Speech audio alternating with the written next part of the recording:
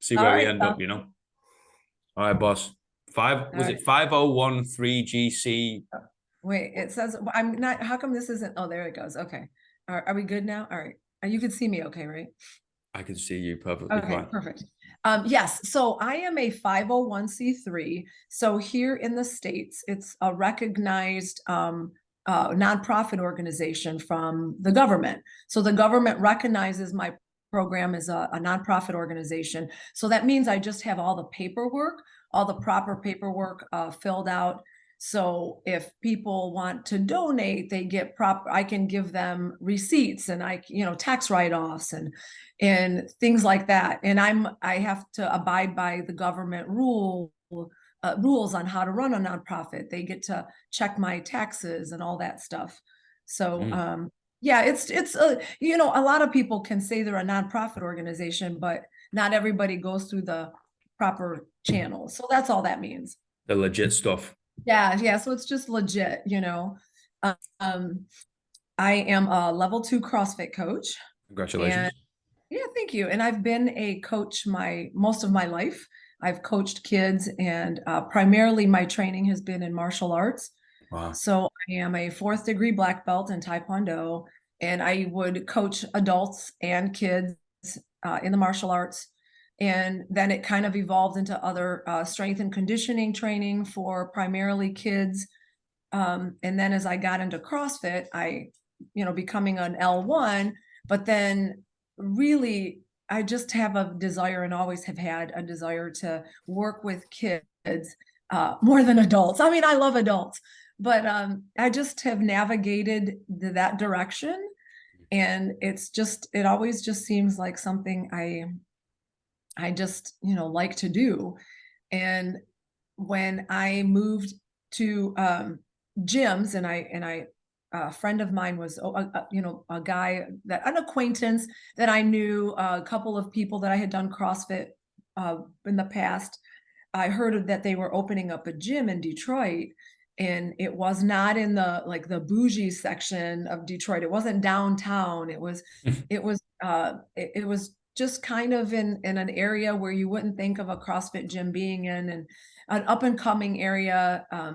So I was just very interested in wanting to go there and coach, but really had the idea to bring CrossFit to kids in Detroit. So when I approached them about that, they were, super supportive and, raring to go to have this program start in the city of Detroit, but it just didn't go as I had planned in the beginning.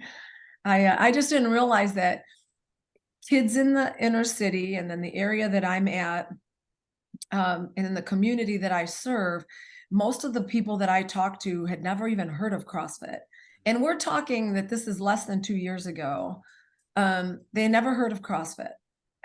Never, didn't know what it was. I went to schools, talked to athletic directors, coaches, Yeah. um, and most of them did not know what CrossFit was. And if they had heard of CrossFit, those who had heard of it didn't think it was something that it was accessible for them. They had heard it was either too expensive for them and for the community, or it was just something that white people did. It was a sport or a program for white people, but not for people of color or minorities. That they just that's how their feelings were towards the CrossFit.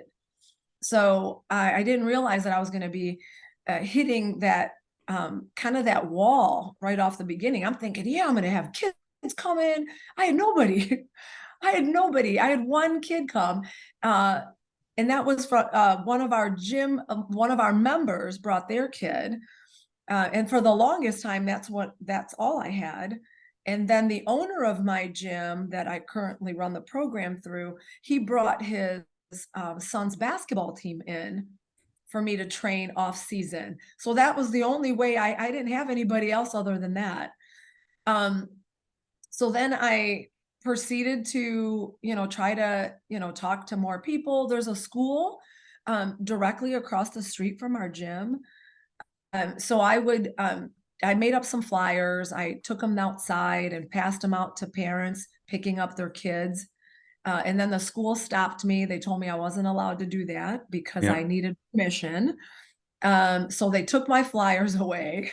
And I asked them if they would just, give them to the principal, tell somebody about this and, about this program. And didn't hear anything for, a good, I don't know, 3-4 months.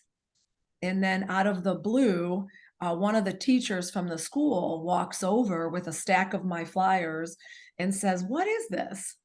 Can you tell me about it?" So I had an opportunity to share with her, what CrossFit is. And I walked her around the gym. I explained to her how our classes work. And I told her my desire to start a program for the kids in the community to come. So she was going to talk to the principal and they tried to figure something out. At first, I had discounted the price of the program a lot. And so we said, okay, let's pilot a 6-week program, see how the kids like it, see what the school thinks about it. And I discounted it. And basically the teachers put their own money in and paid for 12 students. Yeah. So all the teachers put in their money, paid for 12 kids to come for 6 weeks. And that's how the program started. And from there, I had approached people prior to this situation about starting a nonprofit organization. And everybody kept telling me, don't do it. It's so hard. It's so difficult. It's a pain. So I was scared about it. But then when I saw that the teachers had to put their money in, I approached the owner of my gym and asked him, what his thoughts were about a nonprofit. And he's like, I think you need to do it. I think it's a great idea. Do it.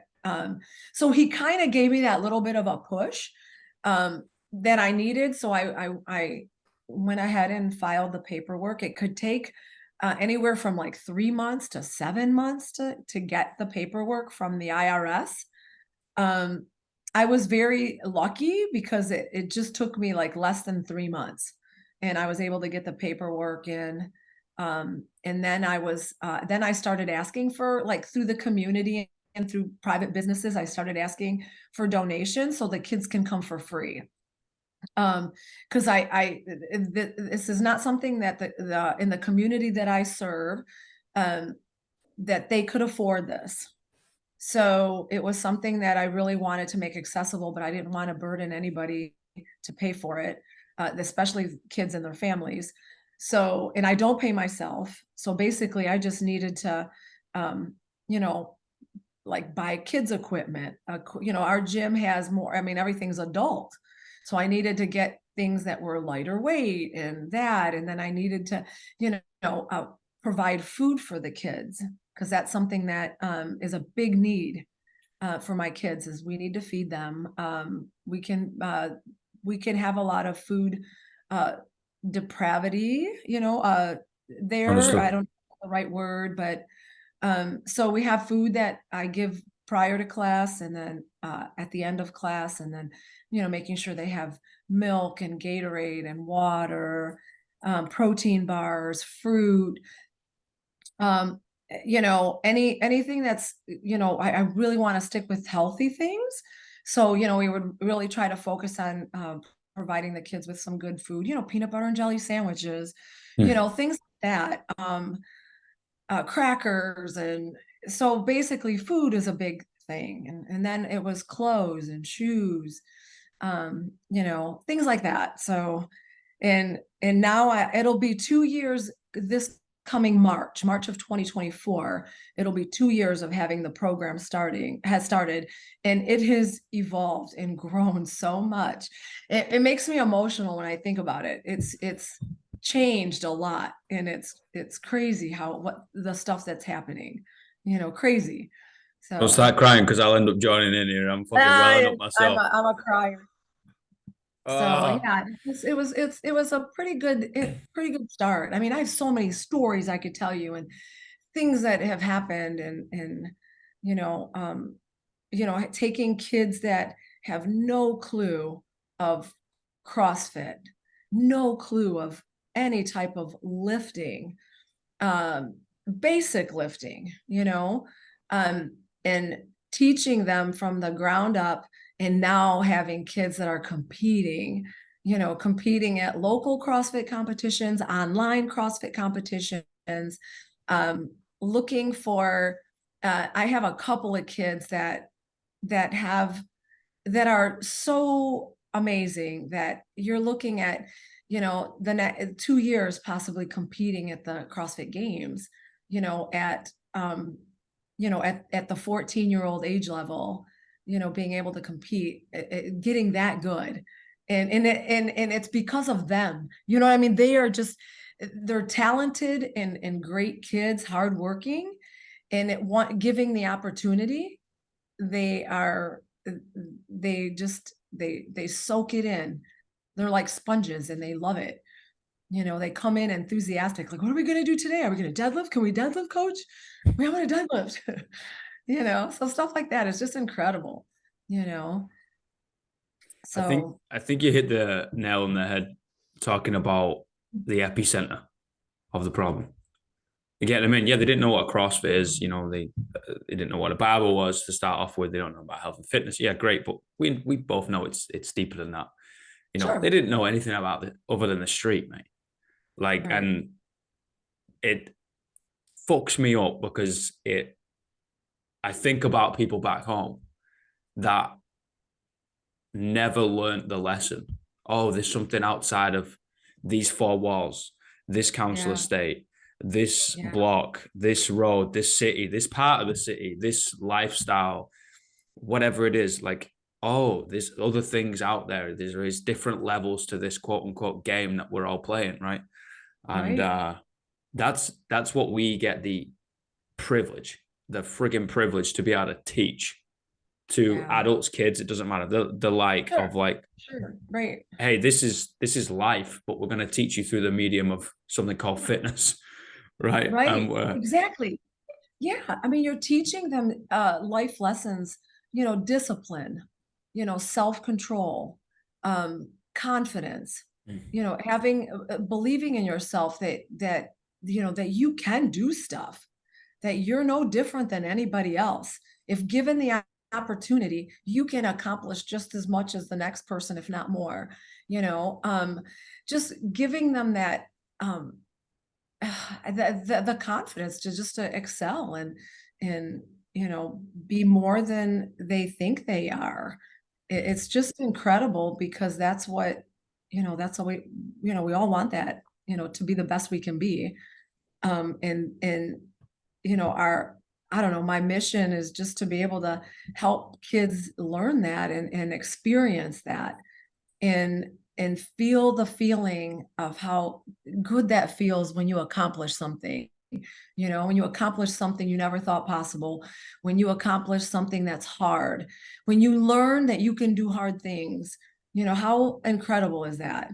Like, your first pull up, or your first, PR your deadlift or whatever. It's like you have such a great feeling. You're like, hey, look what I did. And for these kids, that's a big deal.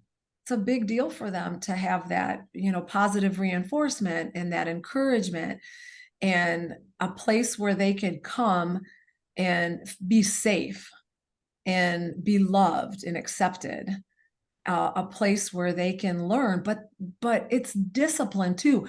There's rules they have to follow. There's, this isn't a free-for-all. They have things that they have to abide by, and if they don't meet that, then they can't continue in the program. So a lot of life lessons in that. A lot. It's just more than a gym. It's more than a fitness. It's more than a CrossFit class for, my time with them is like an hour and 45 minutes. So I get like a nice long time with them.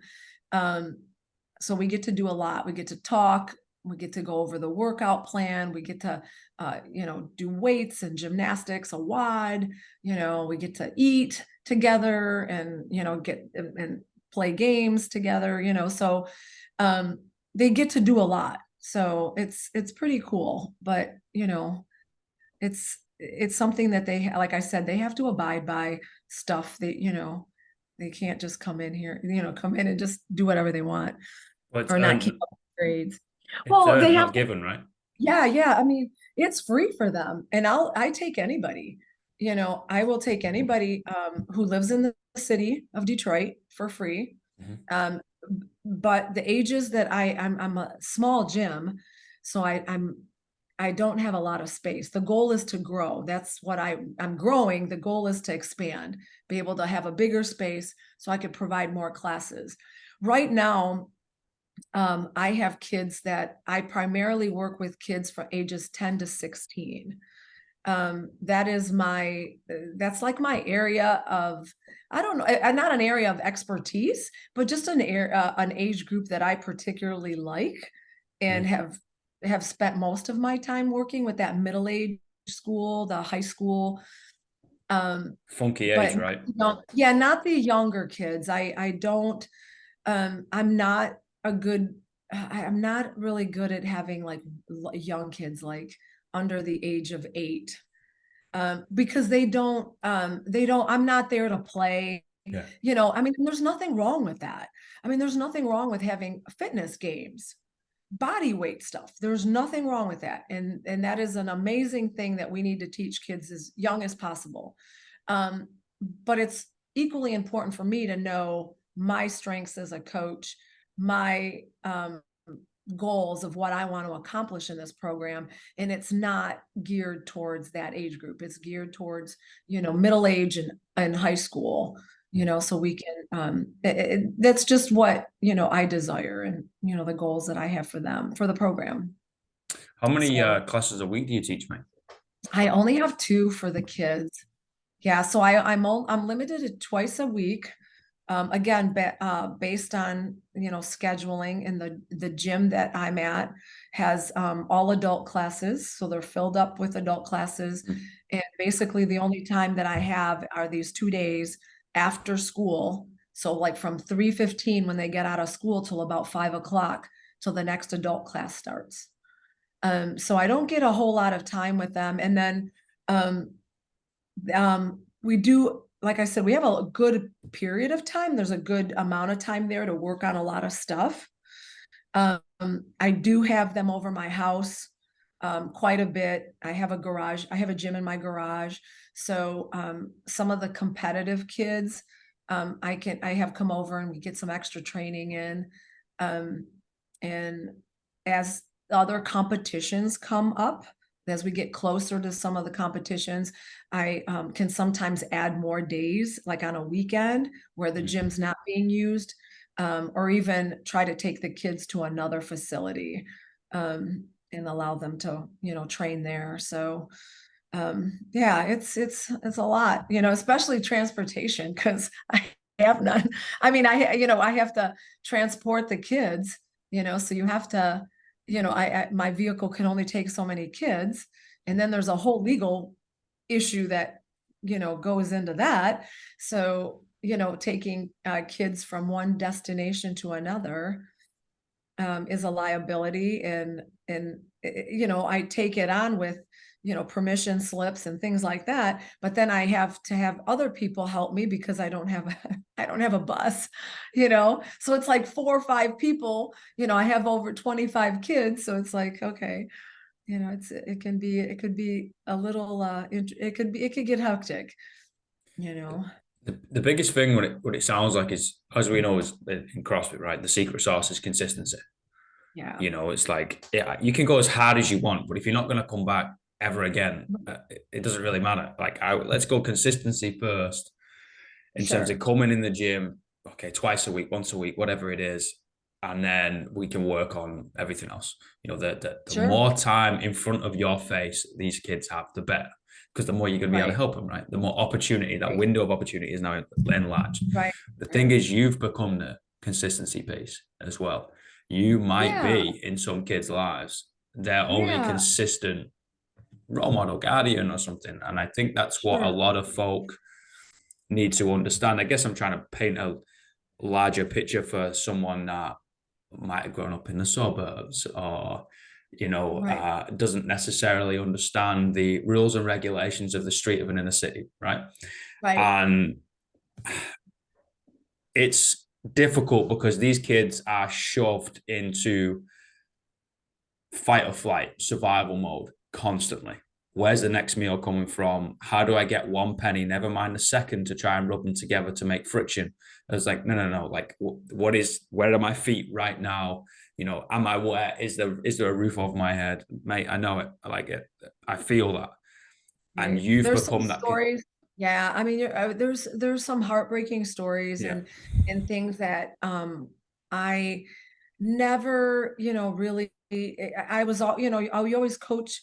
Um, I was always coaching different type of kids, in different neighborhoods.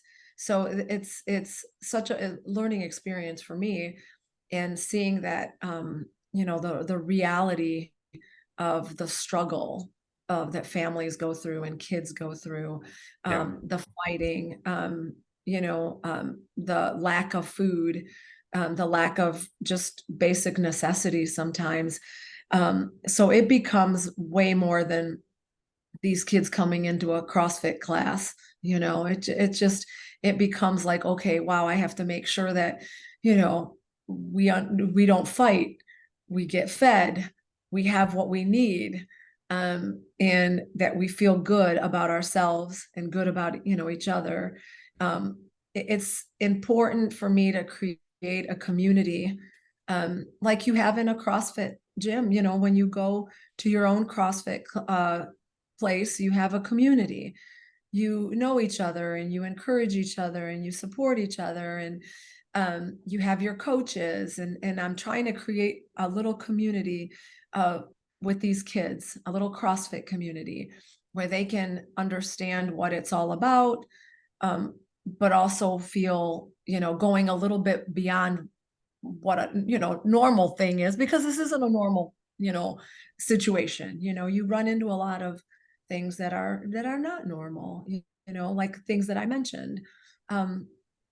So it just, yeah, it's a lot. It's daunting at times, you know I used to um coach in a school in inner city Manchester back home, as an assistant PE teacher, oh right? wow, And okay. yeah, as the main PE teacher was an ex-rugby league bloke, fucking, I don't know, 6'4", absolutely yoked, right? And then there's me just kind of Yeah, interning, just trying to figure this out, as a young kid, just yeah, getting some yeah, work experience, but trying to work alongside assistant PE teacher rather than gone down the whole degree route. You pick up some other qualifications on the side and that kind of route yeah, into things. sure. And I remember this, and I tell the story a few times, but I remember this because, yeah, we had to double lock doors, electronically, and then also key in, like, literally door here, door here, door here. There's like three, Yeah, four, five doors down a hallway. Kids carrying knives into school, all that type of nonsense, right? A 7-year-old, 11-year-old just stabbed a 12-year-old. And you're like, we're just on the way to geography. For fuck's sake, wow, yeah, yeah, you're like, can you whoa. pack it in? But we were playing. They were playing cricket. Very English thing, I know. Let it go. Playing Yeah, cricket on the yeah, AstroTurf, right? And this kid gets bowled out. No problem. He starts like walking towards the bowler. The rule was, if you got bowled out, the bowler gets the bat, and then you change. Small class, right? Bit of a sure. disruptive class, but a small class. And I kind of look to my left and see what all the other kids are doing. And as soon as I look back over, the ball was on the floor with blood pissing out of his head, and the batsman is literally just hammer fisting with the cricket bat. Oh my goodness. And I'm like, that is uh a blink of the eye, split second, a turn of the head. yeah, You see yeah, the teacher exactly. come in. You see the teacher literally spear tackle the kid. Kind of a wild thing to see. But it goes into the foundation of, these kids are like a snap of the finger away from basically losing control. And that's because they're placed in fear 24/7. They have no Yeah, consistency of a home life. It's not the child's fault. The behavior is the child's fault, right? But the action internally, what's going on? No. We're all products of our own environment. And we as adults, as people that hopefully have got more than two brain cells, can then be like, right, well, how do we prevent this? And I think that's what you're tackling right now, mate. You've provided that consistency of the space, the workout program, okay, but also the consistency of a role model who's going to give a shit about them, who care, right? 4 words, care. And you're just Sure. proving that every single time, every single day, twice a week, 3 times a week, whatever it is, once a week for an hour. It doesn't matter. You are consistently there, Sure. asking how the day's been, how's the weekend been, how are you, how are you You just feeling? give them, yeah, you just give them some time, attention, some love, Mm. and and involve and couple it with fitness, You couple it and with fitness. yeah, and you have a wonderful dynamic going on, amazing thing because you're hitting, mental, physical, all kinds of, relationship things. You're hitting all kinds of very deep, you know, um, things inside of them that you hope can grow and develop into something very positive and very rewarding, something that hopefully they'll never forget, that Yeah. they'll, remember the program, remember, what they did, what they learned, what they were capable of. Maybe they can remind themselves like, oh, I remember when I did this, um, like yesterday, I I I asked them, we're learning about hero wads. So we've been doing a lot of hero wads lately with the kids, modified. Some of them, it's absolutely, you can't do the whole thing the way it's prescribed, even with no weight, lightweight. It's just sometimes not conducive for some of the kids. But we're learning and we're modifying them. And yesterday we did Emily, which was 10 rounds, 30 double unders. I think it was 15 pull-ups, 30 air squats, and the 100-meter sprint. So it was cold and where I live, and the kids didn't want to run outside. And I said, I want you to do this because I want you to learn how to do hard things. Mm. Um, and you're going to be fine.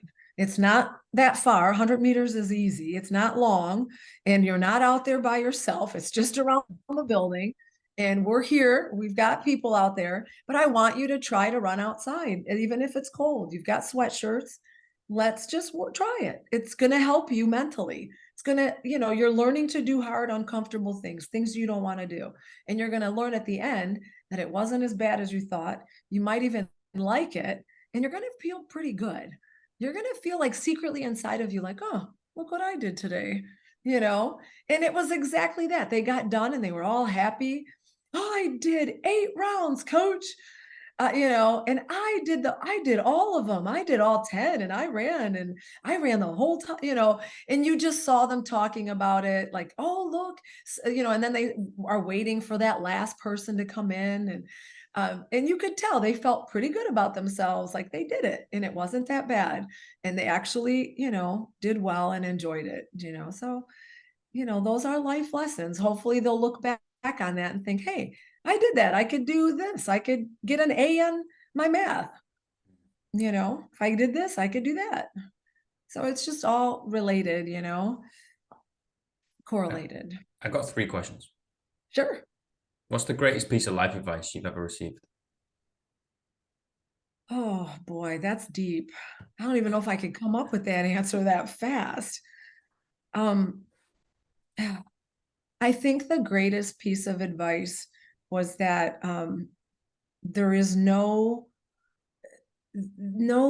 that you can make a difference, no matter how small you think you are or insignificant you think you are.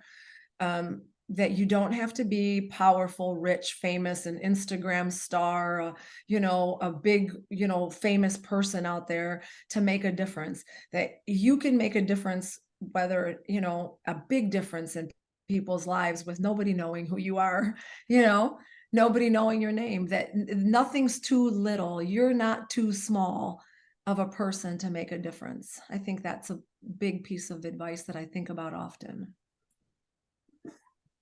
What's the worst piece of life advice you've ever received? Um, the worst piece of advice was to care what people think, you know, to Yeah. care what people think. You can't, you Yeah. can't, you really can't. It's a trap. And it's the worst thing that you could get yourself into is caring what people think. You'll You get know, you bogged just, down in that. You will yeah, get pulled down, and in you will just. every which way, people are going to drag you all around. Mhm. And you just got to go with what you think. Of course, listen to people. You can get advice, but you don't, that's different than pleasing people. It's different than trying to, impress people. Um, so yeah, that I wouldn't, you know, that's that was that one. What's the third one? What are the three words you would tell your younger self? Uh, you are important. Oh, You are important. Yeah. wow. And I think all three of those kind of go together, right? Yeah, And they do. wow, I didn't even think of that. See, they all kind of went together. That's amazing. I didn't even know you were going to ask me these questions. I'm like, wow, that was going to make me think about this for a while. I'll be laying in bed tonight thinking about this, you know? I do the But yeah, same. I think about people's answers to those three questions because I think it gives you a little insight into someone's story, a little dip into their perspective, right? And yeah, then you can yeah, see the trickle go into their past and be like, oh, I can see where that comes from. yeah, Whether that's a 5 year journey or a 105-year journey, and I think it's quite beautiful, I do. yeah, It's a absolutely. it's a privilege Absolutely. to hear it. Thank you so much. I know our time's running out. I feel like I could talk to you forever, like uh, have so much more to share and so much more to talk about. We'll have to do this again. Mate, I got a Yeah. question. How can I help? Making people aware. Obviously, as a nonprofit, I survive on donations. So, putting it out there, and I'm terrible for asking, I don't like asking people for anything, which is really not very good to have a nonprofit and be that way, but I don't like it. I feel uncomfortable asking people for help, but I can ask other people to ask for help.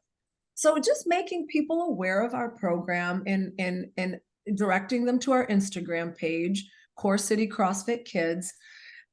They could see there what we do, what the program's about. And if anybody's inclined to donate, they can do it there. There's a link in the bio, a Venmo link.